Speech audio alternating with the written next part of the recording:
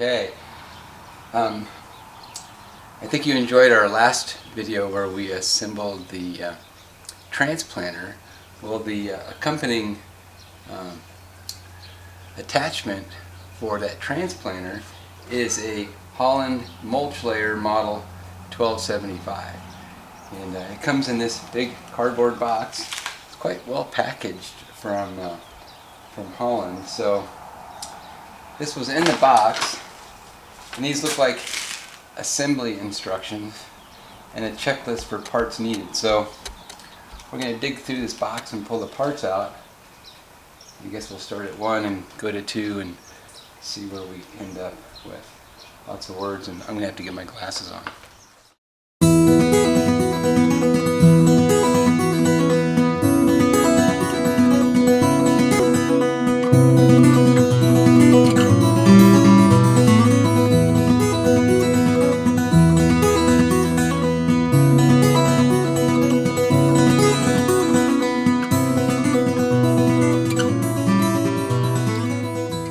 We'll get this unhooked and get this on the lift and pull the lift up in the air so we can put the thing in the ground, off the ground, and then start putting parts on. All right.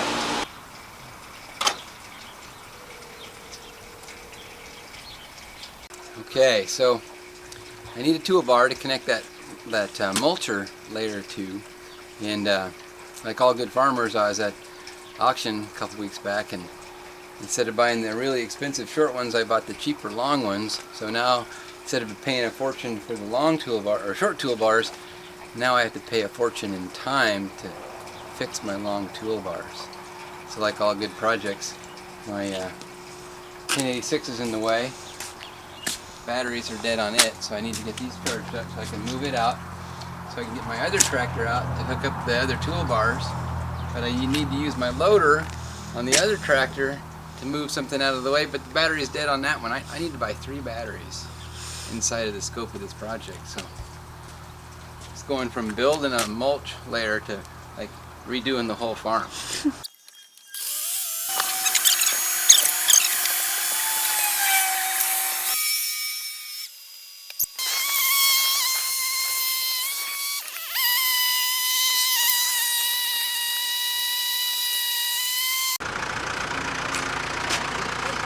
Forward. So I think we'll be good. I think we'll just pull this bad boy off. Take these 2 straps off, let that bar hit. This is going to be heavy. And we'll set this down somewhere else, and then we'll trim this bar down, and then we'll be close. Okay, so we got all of the other stuff pulled off. Actually, the hardware was not that rusted up. It came right off, so I was pretty impressed. I'm going to use this 3-point back on this tool ball after I get this thing cut off. Again, I should have bought the short toolbars, but we've got this extra bar here that I'll end up cutting off too. I'm not sure if I'm going to finish it with this thing or not, but might end up putting it on my little bandsaw, but we'll see. Anyway, it's kind of where we stand. We've got probably an hour or 2 of cutting. Once I get that, I'll trim this up and we'll put the hitch back on it, put it in the lift, and start building. I should have bought the short toolbars.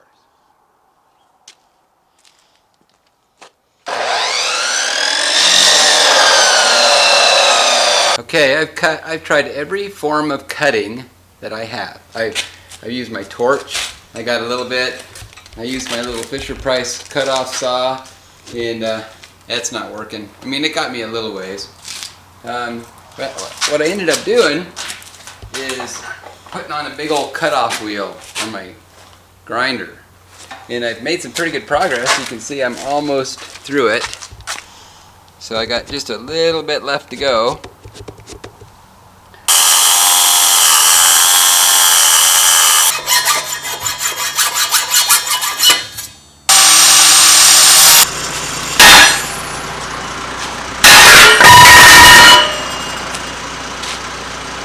Nice break here, check this out. Okay, I'll clean this up, grind it off a little bit, kind of deburr it. I'm going to put some diamond clamps on there, we'll get it in the lift, and we'll get back to building this mulcher. I think I should have bought the shorter toolbars. Did I say that right? Okay, we got it cut off. I think you saw the ends of that thing. And I got it, it's on the other end. And I got it mounted up and tightened down. And now we're going to back this in and connect the hitch side to this diamond toolbar. And then we'll start the assembly. 3 eternities later. 1 eternity later.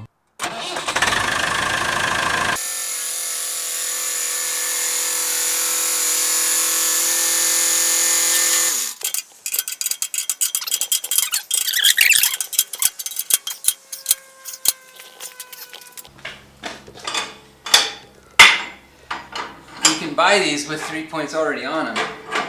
The problem is that I've got this quick hitch that you have to, this quick hitch has to have particular hitch sizes, and this only came in a category 1, I think, but sometimes those category 2s that you buy are goofy.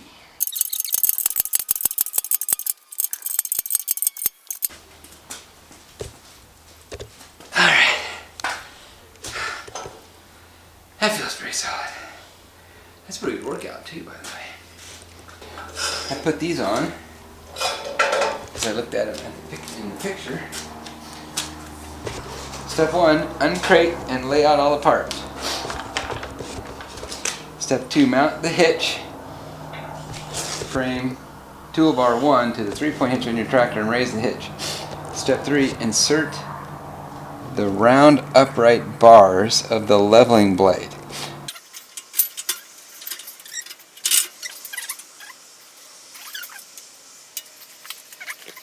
Step 4, raise the leveling blade until the bottom of the blade is about 18 inches below the toolbar and tighten in place.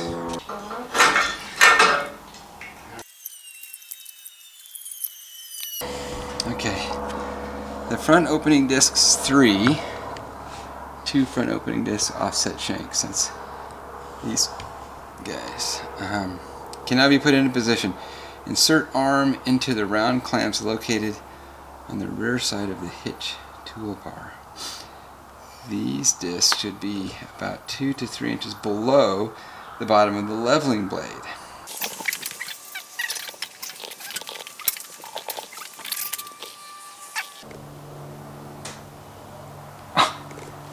We put it on backwards? Yeah, this has to go here. Yeah. Oops. Those.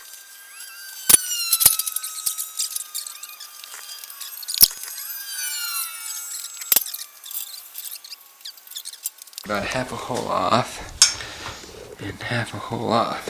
I suppose we could cut that off though, right? We have to cut that off. I mean, I think that's kind of typical for this kind of stuff, so. Yeah, I need every bit of that too, don't I? You know what? I think this hitch is upside down. See those little things right there? Those hold that cradle. I don't think that will fix our dilemma though, right?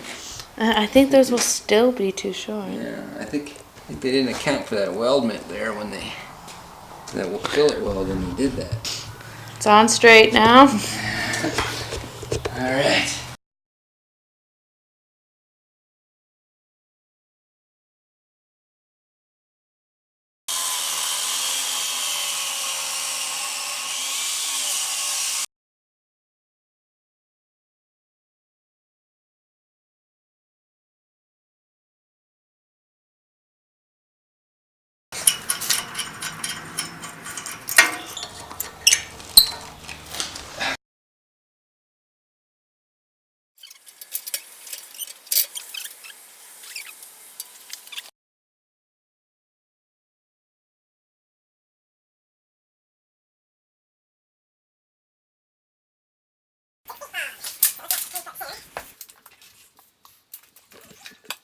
Okay, pin the tubular side members 5 in the clamps on the toolbar. This will allow the rear section of the mulch layer to float and not put pressure from the tractor hitch on the mulch you are laying.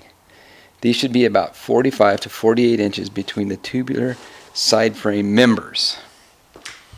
Okay. Okay, so this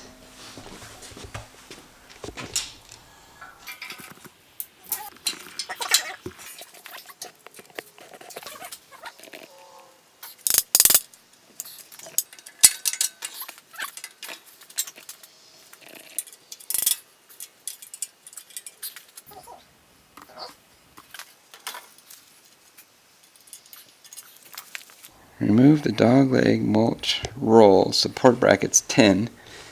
And that's 10 up there. That's where those chains are going to get used. They are shipped assembled on the hitch frame bar upside down to save room and cost in shipping. I think they're going to go like that, right? Because they have to poke it down, and the thing, see, there's a weldment here and a pin, so I think it's going to go on like this and then rotate out.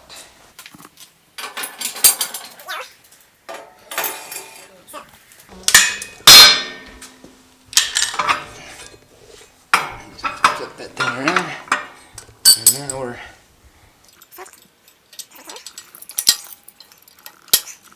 okay. Let's see. Insert upright tube of the gauge wheel 4. So now we're getting to gauge wheels. Alright, it's the last thing on the toolbar. Yeah, so that's missing. Well, we can keep going because that stuff that can go on, it's on the very outside. Okay, to place a roll of mulch on the axle, 9. Okay, so we'll do that later. Place the 2 uprights in the press wheels, 6. That's these thingers, and that's these thingers here. So loosen those. So the pack wheels here, and then the same thing that we use for the ditch closers. These are the discs that throw dirt back on the plastic mulch to hold it down. So these wheels pack it, and then this throws dirt on it, and this blocks the dirt from going up on the plastic. So I think it's pretty straightforward from here.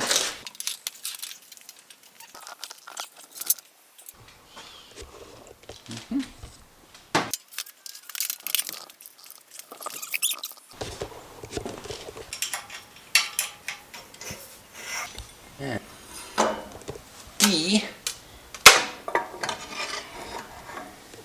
just let it sit on the ground.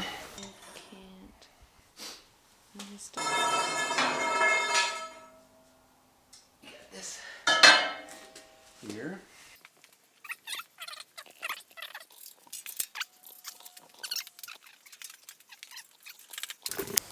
Perfect.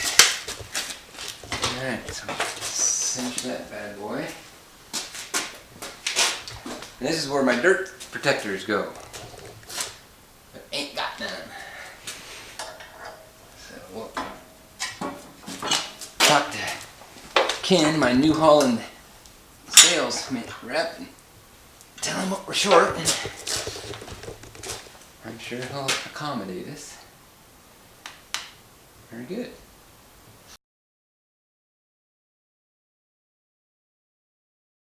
This is day 2. So now we're going to put the extra plastic mulch thing cradle on. So it's pretty straightforward. I don't like the hardware these guys provided. They provide a little carriage bolt, but I mean, ideally it'd fit down in that slot and lock, but it's too big. So they provided this washer, but now you got to get a hold of that dumb carriage bolt head. I got a pair of vice grips here to do that. Besides the spin. Anyway, so Holland, you need to increase those to 5/8 from 1/2 inch, and then that the carriage bowl will work for us instead of what you got there.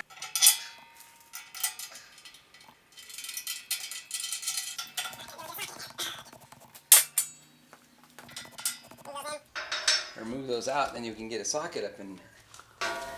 Now, the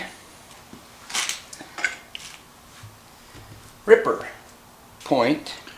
This is the ripper point bracket for the T-tape sower. I made one of these for their other transplanter that I had. We used to transplant tomatoes. Mine was much more substantial than that. So, little 1/8 inch wall tubes, and I think it's fine because we're going into pretty soft dirt. But I wrote Holland and told them that they sent me extra parts for those covers back there, and then they forgot to send me 2 things. So I sent them a bunch of pictures, and I sent them my comments on that. So we'll see what Ken does and how Holland responds to that.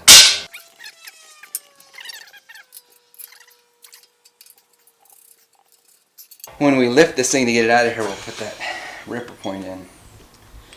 So, because we're pretty close to being done actually with the assembly. Well, until we get the other parts that Holland didn't ship us.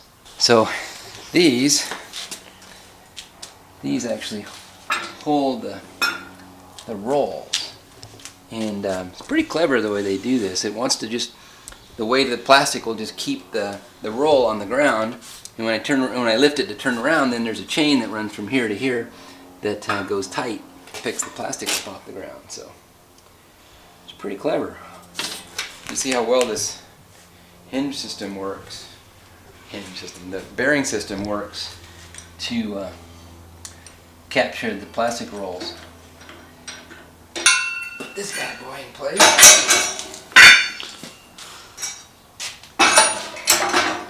Seems kind of strange that they just cantilever it off. They don't provide any other